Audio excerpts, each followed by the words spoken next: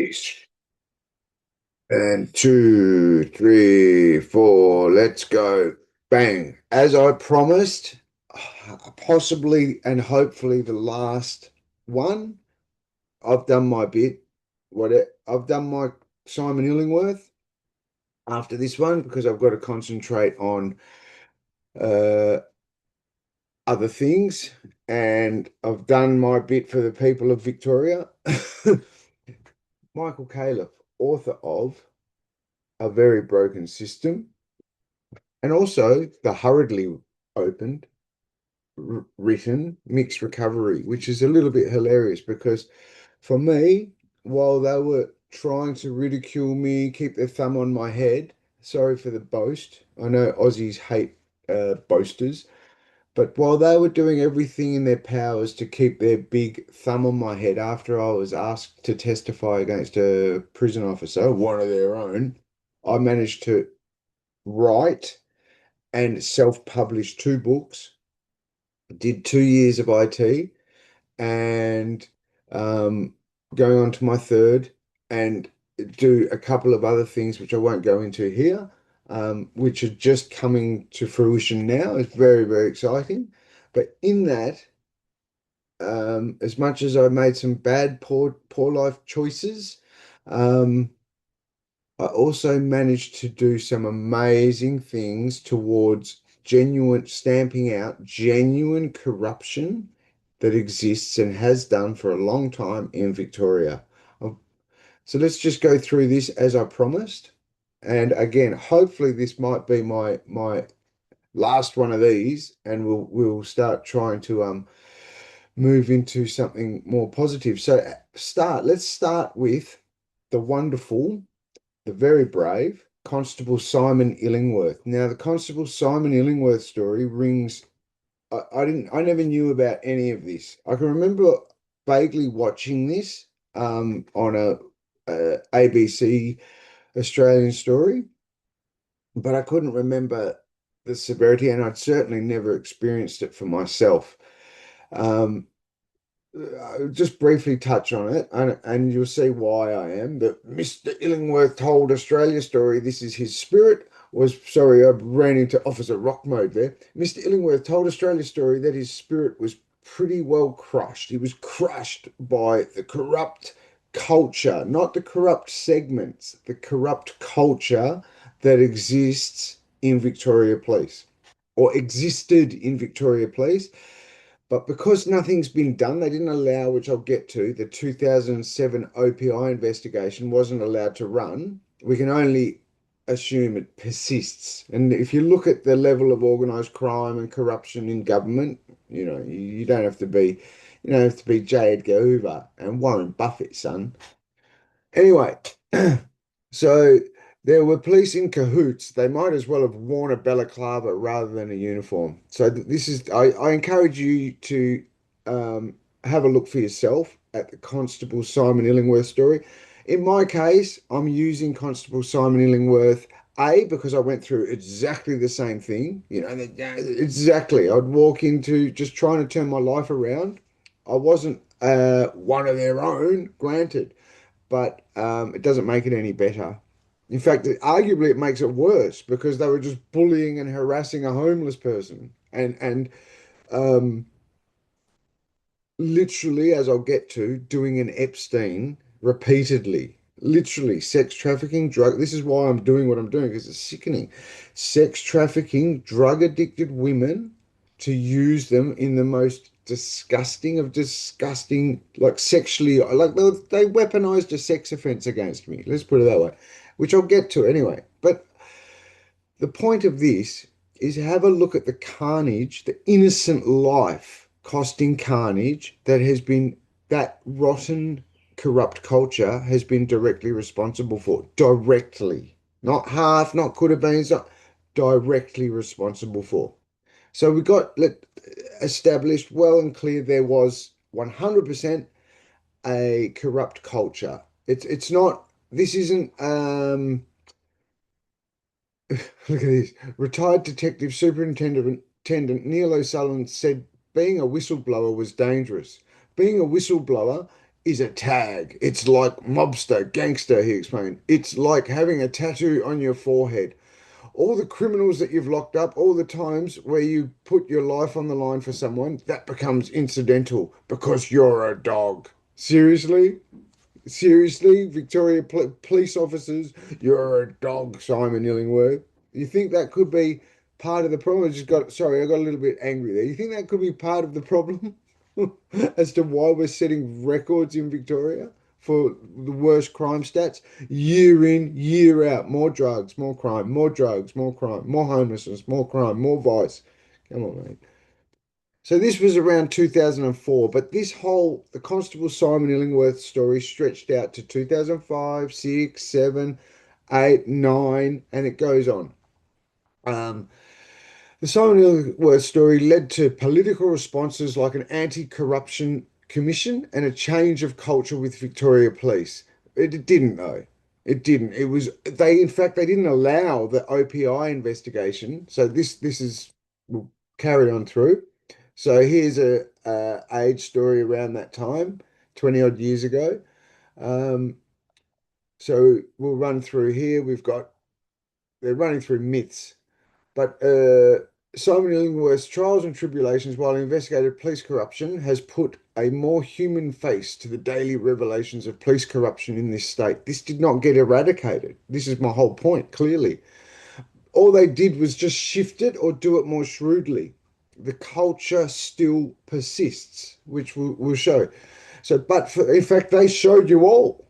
If you get the court, you'll hear a pappas, a magistrate, a well-known legal family going, it's the police, you know. What's that? That's been breaking surveillance laws, that's been weaponizing sex offences, and you're okay with that? That's been using a drug-addicted sex worker in the most degrading of degrading ways after coercing her through the returned custody of her toddler. Are you kidding? So anyway, that's worse than an Epstein from what I know. So anyway, myth number one is the claim that the expanded powers given to the police and the ombudsman match anything that would be given to a crime commission or similar body, so there is no need for an inquiry or a new institution. The argument confuses power with capacity. Look, let's just put that on hold. If you want to check the one I did on IBAC, where I made a clean, concise, well-worded IBAC report, they didn't even contact. They just reply, oh, we investigated it and couldn't find anything. Now, that is corruption at the highest level. Myth number two is the claim that royal commissions are largely ineffectual because they produce few convictions and simply become a gravy train for lawyers. It is true royal commissions can be expensive and some lawyers can do very well indeed. However, those who pander to the politics of envy, why, and in brackets, why make lawyers even richer, are seeking to divert attention exactly from the broader impact of such inquiries. Or how about this? How about not even get to the Royal Commission stage? This is 20 years ago, mind. This is 20 years ago. And have a look at the carnage that is unfolded in between, which I'm about to show you. So this is why we should have been allowed to run the OPI investigation, had an all-encompassing, very thorough clean out of all things law and order, not just the rotten culture of police that clearly exists or existed, not just that, the whole lot. Get rid of it. This is innocent people's lives, but worse, it's now kept iterating through until we're seeing decent, hard-working, honest Joe and Jane Victorians sleeping with bloody spear guns alongside them, walking down streets covered in graffiti and just vice and drugs everywhere. That is the exact outcome, just like in Southeast Los Angeles, which was a corrupt police force, just like New York back then, in Harlem days, there was corruption behind it. It's just such a no-brainer. It's not funny. So, myth number three is that police corruption in Victoria is sequestered, and this is the biggest one, is sequestered in a small and now extinct area. the abolished drug squad.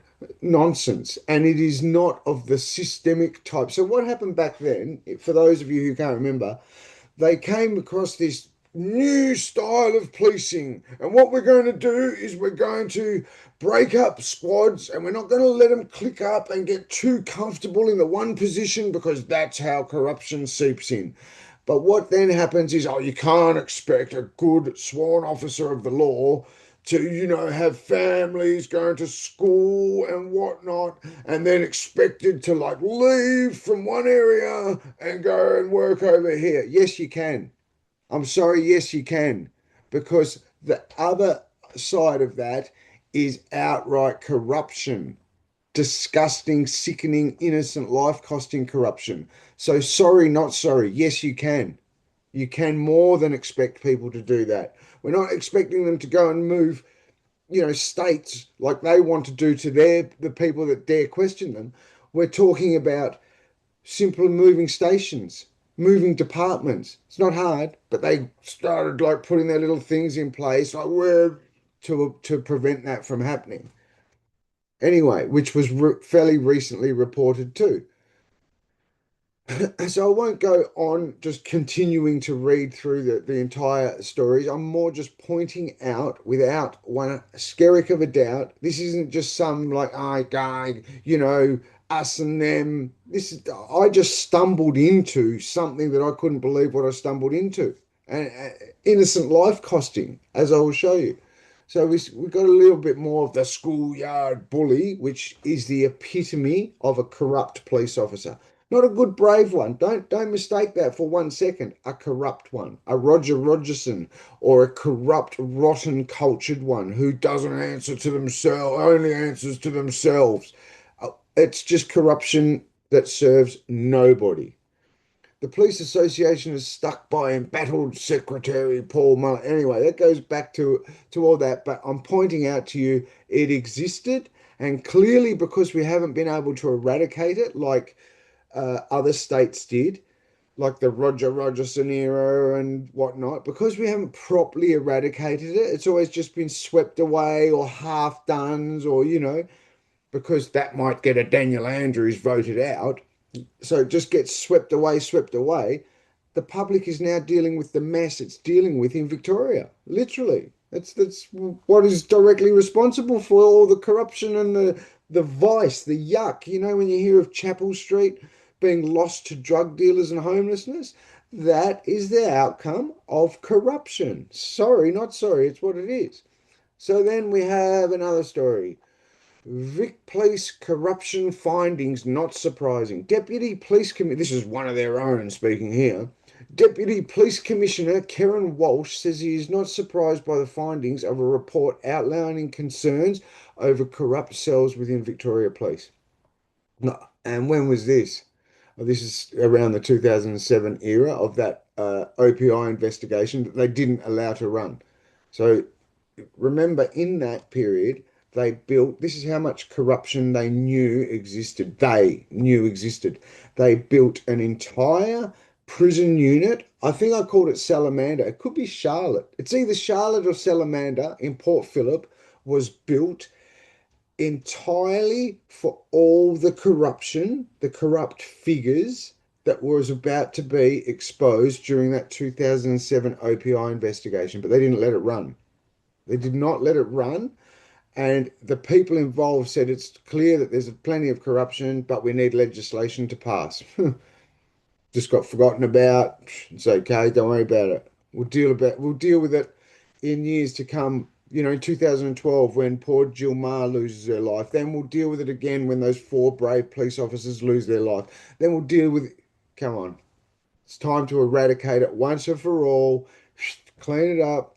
But more importantly, it's time to hold those responsible to account. That's the biggest thing. If you don't hold people to account for things, I know people who I've said this before, who were just addicts, often homeless, have done 5 years prison for what amounts to a few mobile phones. Now, yet you want to have this level of criminality left unpunished. innocent life costing criminality. So where we go to from here, they didn't allow this to run. They built the entire prison unit, expecting all these corrupt uh, members of government, because it wasn't just corrupt police, were going to fill an entire prison unit they built, but they didn't let it run. So, which the reason I mention that is because very clearly what happened to all those corrupt people? They're allowed to continue on as if nothing happened. Did a bit of a Teflon on that, but what that does is just perpetuate it, make it worse, because they're untouchable, the untouchables. So well, fast forward now to 2012. I could have put in there a 2009-ish, which was when that OPI investigation kind of ended up. But we'll get to this is the tragic outcome. This fast forwards to 2016, this story, but the Jill Maher story, the horror story, was 2012. About 3 years after that OPI investigation that could have exposed the rot, the mismanagement and the filth that existed in Victoria's law and order system, but they didn't allow it to run. So, what that then led to was infamously, terribly, horribly, the murder and horrible rape of a beautiful Jill Maher by a person who was only relatively recently released from prison on a violent sexual oriented, I think a violent rape, to be honest, I don't know. But he was only recently released from prison on a violent, horrible, sexually orientated charge by the name of Adrian Bailey. He was on both parole and bail at the same time. How that even works, I do not even know. I've been denied, I kid you not, when I was homeless and on drugs, I've been denied bail for what amounts to the theft of a coffee, $1 coffee from 7-Eleven. I promise you. Anyway, oh sorry, and a push bike. I promise you that's a true story. Anyway, so here we have this horror story, which is after the nonsense that wasn't allowed to get eradicated, the corruption that wasn't allowed to get eradicated, we then lead to the death of Jill Maher, tragically let down by the Victorian law and order system in the most horrible of horrible ways. Now, after much outcry from the women of Victoria, often left wing women, we then had Daniel Andrews come swinging in. Da, da, da, we're going to do this and we're going to build Ravenhall and we're going to fix it all up and we're going to. He did bunkum. The only thing Daniel Andrews did was install his IBAC, which even 12 odd years after that, even the IBAC, the incumbent, like the resigned CEO, has gone on the record saying IBAC was set up to protect the politicians. Yeah, it's just wrong. You've got the only genuine independent body set to police this, and they can't even do it. Anyhow, let's not do. I'm just doing this to demonstrate. If ever you've come across any of my posts or social medias and you think, oh, that's a bit harsh, they're brave frontline, and they are 100%. They're uniformed. A lot of the detectives, 70%, who knows how many, are decent, brave people. But there is a segment that exists in Victoria's law and order system in the prisons. Because don't forget, when you have stories of surveillance equipment being broken in the prisons, it took a high-ranking prison officer to be in cahoots. So there's a segment of Victoria's law and order system that are corrupt as the day is long. That's the facts. Put it bluntly, they're as corrupt as the day is long in maybe in a Greenland summer. Anyway, and with dire outcomes. So if ever you see my posts and you think I'm being harsh or a bit, no, mate. Their outright corruption and mismanagement has led to, you couldn't be angry enough if you knew the exact truth. But anyhow, so we see the death of Jill Maher.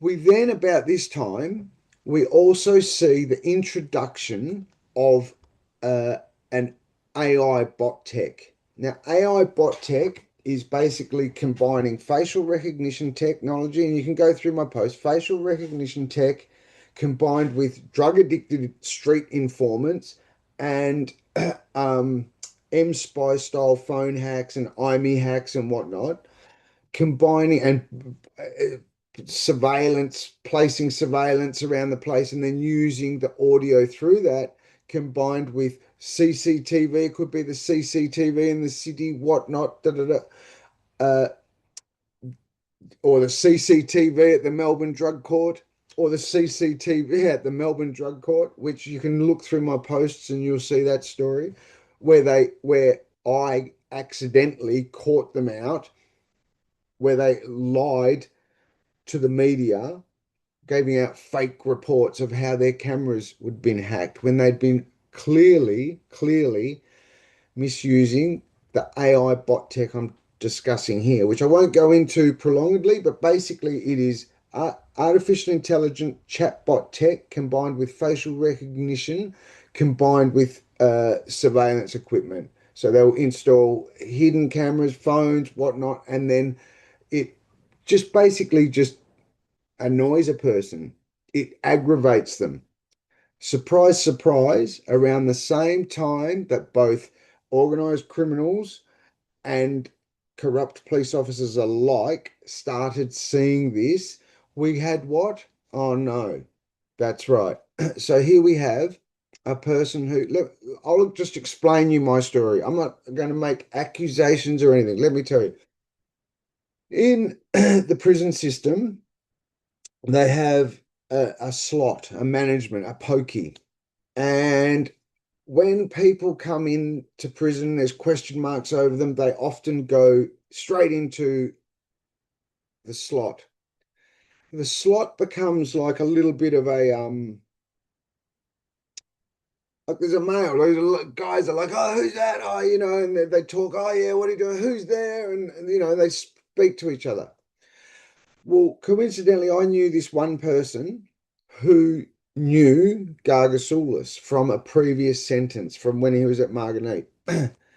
And this person had just got out from the slot right around the same time. Gargasoulis, the imbecile, I'm not defending his actions one bit. Don't mistake that. Right about the same time, Gargasoulis got um, did what he did horribly. A person comes down from the slot who knew him. So I'm speaking, I'm talking to him. Oh yeah, he goes, oh really? And obviously, I said, he goes such and such. I said, what did he say? What did he say? He goes such and such was effing with him, talking about a well-known dodgy cop that gets around. And I didn't think much of it at the time. At the time, this was the very sentence I was about to be asked to be a witness against, be involved in testifying. I was about to become a dog in the prison officers' and police's eyes. So at this stage, I was still very naive. I didn't know. I was just like, oh yeah, right. I didn't even know what he was meaning. And um, fast forward a little bit later, once I'd had, once I'd become system enemy number one, and I'd had my time also where this AI bot tech was being misused on the Melbourne Drug Court participants, I firmly, oh my God, this is what he meant by effing with him. Like now I'm seeing, like I've experienced it. I've felt the head doing this. I've had the informants tailing me. Now I understand. And it just swept on me. This is what they did. Oh my God. And when you look at this, so when you have a look at this, 3 people have been killed. you'll see the guy. He's circling. And this is because in this little head doing, dropping the wire that they do, they aggravate, they let you know the source of it. Almost like a ha ha ha ha ha, you can't do anything about it. Look what we're doing to you. Go on, let's have that. Almost like the sport, to use Magistrate Pappas's words, the sport. Look at this. Look at this. So this person, without a question of doubt in my mind, had the head doing, aggravating head doing bot, AI bot tech that in effect replicates uh, schizophrenia. So he's just got out where they installed the M Spy style phone hack on his phone, and they've installed the bot tech on him to do his head in. It's up to you whether you believe that. All I know is you can FOI my time on the Melbourne Drug Court, where they not only they basically my passive non-compliance is the best way I can put it, cooked them into making admissions to telling people in that sisterhood apology about this weaponized AI bot tech. Okay, well, this weaponized AI bot tech was being misused on this incident. Now, fast forward in the same period of time, because let me explain, if you haven't seen some of my other posts, 7 years after this fateful day, this horrible, horrible day, where a person was having their head done in by through the combination of surveillance hacks and AI bot tech to do his head in. And look at the carnage. 6 people died, including a baby. Have a look. 7 years after, it was the worst kept secret in the Victorian system that a well-known dodgy Victoria police officer was misusing surveillance equipment to do the head in of that moron responsible. I kid you not. Then 7 years after that, I'm on the Melbourne Drug Court, and they're doing it clear as day to the participants. They're not even hiding it. Like the magistrate, if you get the FOI on my time, Michael Califf of the Melbourne Drug Court, you'll hear her say, "Get the psych, get the psych." When I had a little bit of an argument with her about, I don't know, something or disagreement, not an argument, get the psych, get the psych. That was her way of saying install the bot tech. That's right, install the AI bot tech. Fact. What ended up happening, they were misusing that bot tech, and I got them to admit it. I had them make run me through, I won't go into it, but then to cover up what they did, they made fake news stories. The Melbourne CCTV cameras have been hacked. It was all a nonsense. It was all a lie. 7 years after that, I'm on the Melbourne Drug Court after this fateful day where he's circling there waiting for the person who he knows damn well is responsible for doing his head in. Anyway, 7 years after that, they're using it as in the words of the Melbourne Drug Court team, we have to show you that there's a downside to using drugs. Fact. What happened is they were doing it to the drug court participants, they being the system. And at the stage that I came across this person who I knew, a well-known violent offender, I saw him out the front of the Melbourne Drug Court. He looked rattled, paranoid. He wanted a gun. I need a gun. They're fucking with me. Sorry, excuse the language. They're messing with me. They're messing with me. Um, and I was like, a gun? What do you need a gun for? Like I could tell that he's living in a boarding house, one step off homeless. He's not gangstering. Well, what's going on? Someone's messing with him. He passes me the phone, and then I see it's. Hang on a minute. They're doing it to you. He's getting this bot tech, and he's getting the wire dropped on him. 7 days after taking that guy's phone off him and trying to tell him it is the system, the Melbourne Drug Court team are doing it, it's their way. There's no getting sense to it. 7 days after that, he ends up lashing out violently and stabbing an innocent member of the public. To me, it is no question they've been misusing, they've been taking, well, the magistrate Pappas called it a sport. You tell me, having sport with meth head homeless people through the misuse of surveillance equipment and bot tech. Come on, mate, with dire outcomes. But wait, it gets worse because if you're a sworn officer of the law, one of the good ones, um, let me tell you this story. Now, I am convinced 100%, knowing what I know about the misuse of AI bot tech by both organized criminals and police alike, what I am 100% convinced, also what I know about an investigation is, so for example, say I'm a Porsche driving lunatic, right? Say I'm a Porsche driving peanut uh, who wants to dabble on a bit of meth. And he's going there, however he earned his money, he's going to pay cash off a drug dealer that's under investigation. And whoever's investigating him sees his Porsche driver turn up, and this Porsche driver on the meth basically pulls over. What they'll do is they'll pull the person over. They would have pulled over a nobody, a rich kid who probably thumbed his nose up at them or was like, yeah, I know the law. You can't tell me who knows, right? But whatever the case, they were going to show him. Quick IME hack, a little bit of a surveillance, maybe an arrest. Give me your phone. You got nothing to hide. Little install of an M-Spy style phone hack. Who knows?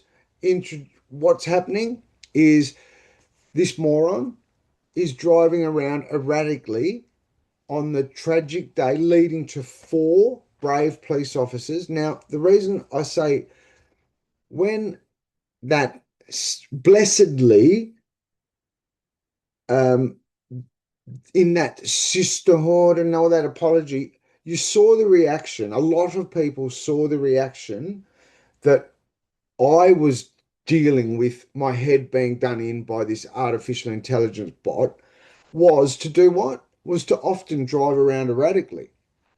Now, that leads me to this peanut who had his come under the attention of some of the gangsters in town, and they were going to show him, right?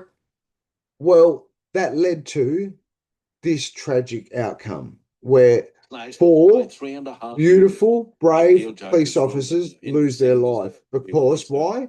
Because this peanut was having his head done in by a rogue or too arrogant, to follow processes, or even who knows, could be worse. So many years after that tragic day with the Burke Street Mall incident, they could be thinking they're doing the right thing. But yeah, no worries, mess with them, we'll trip them up and then we'll lock them up. Who knows? Who knows? It could be just as in go by Magistrate Pappas's words, who used to wear a uniform. Her words, you can FOI it and you can challenge anything I say under a Royal Commission investigation, IBAC, anything. Um, Her words is to have sport. So in the sport, no doubt they were doing it to him on the day that he was driving around like a mung bean, getting pulled over, leading to that. Did it get involved in that? I hope not, mate. I really hope not. I hope like anything, no matter what mistakes I made in my past, if they were doing it on this lunatic leading up to the day where he went from a person who's going to arrest a judge to a person who thought his best option because he's been aggravated by an AI bot tech for 5 odd years. I hope not, mate. Leads to more brave police officers not getting to retire. Oh, I hope not. So let's just finish a little bit on hopefully my last one, because when I was under the Melbourne Drug Court, I got exposed to. Let me just run you through this story very quickly. What happened was, if you need, and you can go through YouTube and you can see my earlier one of this. So what happened very quickly was This one day when they were full at their peak of messing with me, I'd be going into the Melbourne Drug Court, and this AI bot tech, don't forget, was being misused on me in a prison cell, locked in a cell, having the AI bot tech through the Stentophone or through the connected TV or often even through the CCTV. If you go to through the CCTV cameras, if you go to the Middleton where they don't have, you could actually hear it. You close your window and you could hear it, and you'd have the jailhouse snitches saying things like, "Wow, you shouldn't have mouthed off at them." That's how much they made admissions of this AI bot tech. But now you see the carnage. This is what I wanted to do. Now you see what this same AI bot tech is probably responsible for. So now, during my time on the Melbourne Drug Court, what happened was when I was again peak getting harassed and stalked and whatnot, I'm on my way into drug court, and as always, I would try and get there first, get in, get out, quick as I could, painless. I'm not doing anything wrong. Da da da. Bar getting called a dog, dog every time I walk in there, no problem. So on this one occasion, I'm there first. They make me wait. And I just thought it's just one of their games, just another one of their petty-minded games, which I've experienced a lot, I can assure you. And on this occasion, though, they left me wait, left me wait, left me wait, let me wait till the very last. And either the fact that they just had planned to all go quiet and let the AI bot do my head in, or just sit there nattering away, and then the magistrate's grinning. At the time, I'm thinking the best it could be is like you got nowhere to turn, like even a magistrate's in on it. I don't know. You would have to ask Magistrate Pappas. All I know is this happened, and every single member in that courtroom was aware of the artificial intelligent bot that was piping through that magistrate court's cameras. So I'm sitting there, and it's uncomfortable. It's terrible. I hear anyway. A bit after that, within a week, I let it be known how disgusting it was, and I can't remember what I said. Something as if to say, maybe I even did a prank IBAC, on the obviously hacked phone I had. Who knows? But whatever I know is I spooked them enough to cook them into in effect, documenting their crime. Because remember, every single person in that Melbourne drug court, I think the dates from memory were between about the 1st of November and the end of the year, the last day of December, somewhere around that. It's actually a 7 week period. But what, well, according to them, but what happened is they using the AI bot tech to show you how much these mung beans, these corrupt imbeciles in the Victorian government knew what they were doing was completely illegal. What they then did, when I pointed out, as I said, I think I might have done a fake IBAC report, but whatever I did, I spooked them enough. They then tried to, thinking they were doing a shrewd move, right? This is how it's your money too. All happened on the public's money. They thought they'd do a shrewd move and make a fake media report. And you'll see, and you can Google it. Melbourne Magistrates Court's CCTV have been hacked. Well, let me assure you of one thing. If that is true, the entire Melbourne Drug Court, the legal aid, the whole lot knew who the hacker was because they were all having a good little chuckle at that AI bot. And on that, I'll leave you. Uh, have a great 26, everybody. Thanks very much. Hopefully, this will be my last one of these.